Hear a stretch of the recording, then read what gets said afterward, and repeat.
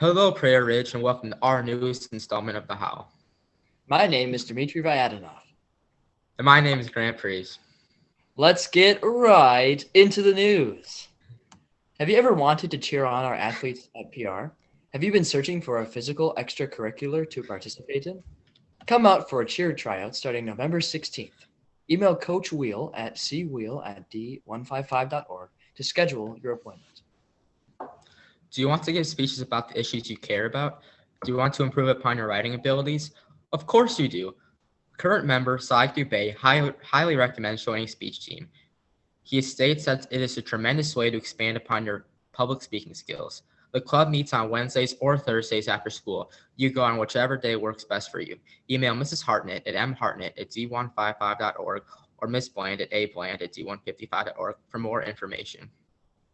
Now on to some local and state news. McHenry County, the sixth largest county in Illinois, exercised its right to vote on the night of November 3rd. According to the New York Times, with over 98% of the county's vote being reported, just over 50% of the county's vote, or over 81,000 votes, went for the incumbent Republican Donald Trump. In contrast, Joe Biden received only 47.4% of the county's vote, or just over 77,000 votes. However, unlike our county, Illinois went blue on election night, giving all of its 20 electoral votes to Joe Biden. The Democratic candidate won by a comfortable margin of 16 points, or almost 1 million votes. Biden's success in Illinois can be attributed to the blue vote from urban counties, including Cook County. In Cook County, around 1.6 million people voted for Biden, which accounted for about half of the votes he received in the whole entire state. Although a major win for Biden, this result was not a surprise. Illinois' electoral votes have all gone to Democratic candidates for the past 7 elections. As you may have heard, our country had an election. The contest featured sitting President Donald Trump and former Vice President Joe Biden. According to CNN and Fox News, nearly all news channels, Biden has surpassed the needed 270 electoral votes to become president-elect.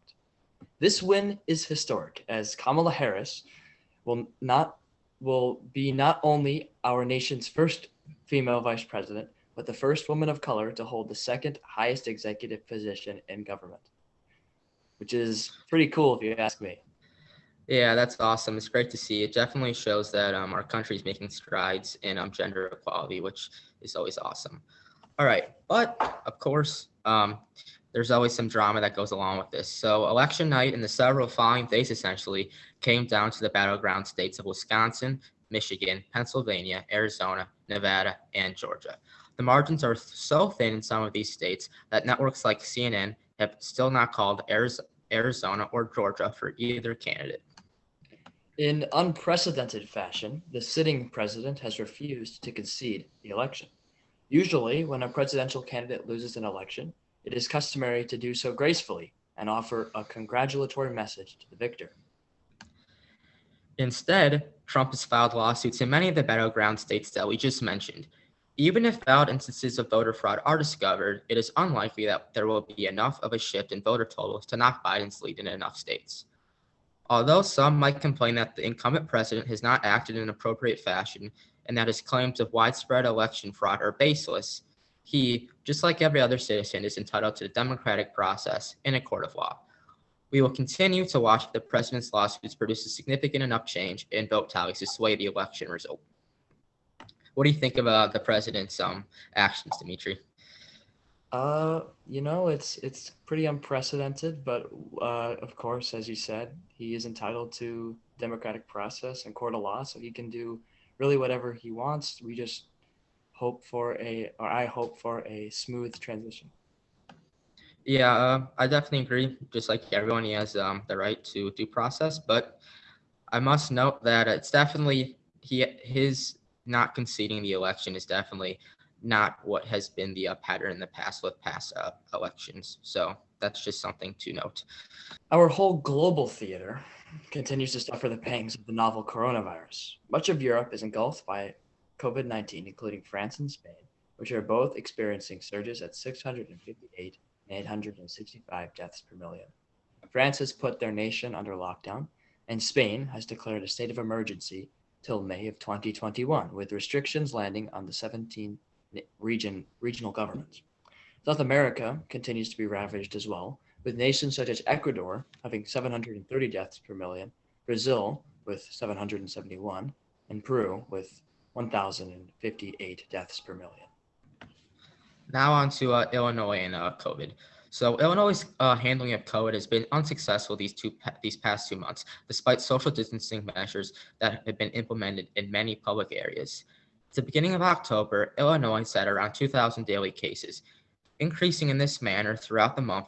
Now in November, Illinois has suffered 12,000 or so cases, 2 days in a row. Governor Pritzker is urging his citizens who want to have small Thanksgiving gatherings to self-quarantine now.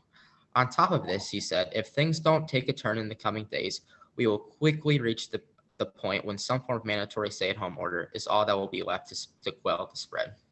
Looking forward to Thanksgiving, Grant? Yes, I am. It's always great to spend time with family, although it's definitely going to have to be different this year. Hopefully everyone will take the proper social distancing and safety measures, but it's always a fun time when you're with your family, so that's what matters. Certainly. We here at News Team sincerely hope that you are coping well with this new reality. We know how hard it is to see such sadness happening all around us. Luckily, and in keeping with the message of hope, a vaccine to this plague may well be on the horizon. In late-stage testings, the scientists at Pfizer have concluded that their COVID vaccine is over 90% effective. In light of this development, Pfizer seeks to acquire emergency use for the authorization from the FDA by the third week in November. Perhaps hope has dawned. Hopefully so, Dimitri. All right, what kind of news stories would you like to see reported next time? Drop a comment below to let us know. And as always, thanks for watching.